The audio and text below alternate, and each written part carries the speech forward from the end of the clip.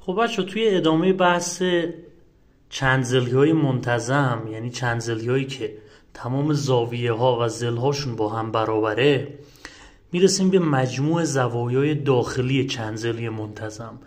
مجموع زوایای داخلی یعنی جمع تمام زاویه هایی که توی مثلا اون چندزلی هستن، مثلا تمام زاویه هایی که توی مربع هستن یا تمام زاویه هایی که توی مثلث هستن. خب ما میدونیم که مجموع زوایای داخلی چندزلی منتظم توی مثلث، یعنی اگه مثلث متساوی الاضلاع باشه، مجموع زوایای داخلیش 180 و مربع 360.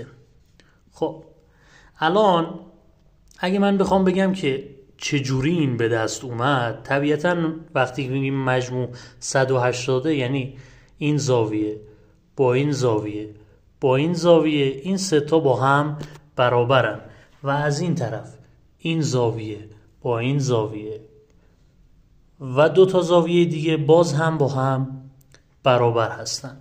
اما خب بدونیم که هر زاویه چقدره.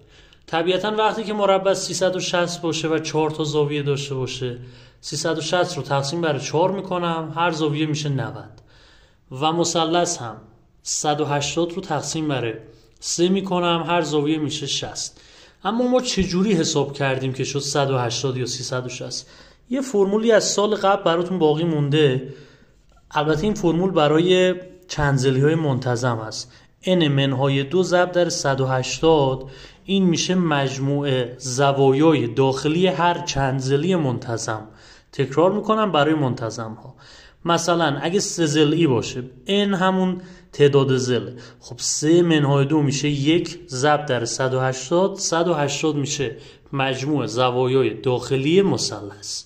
مربع 4 ضلعی، 4 منهای 2 میشه 2 ضرب در 180 هم میشه 360 که ما میبینیم مجموع زوایا 360.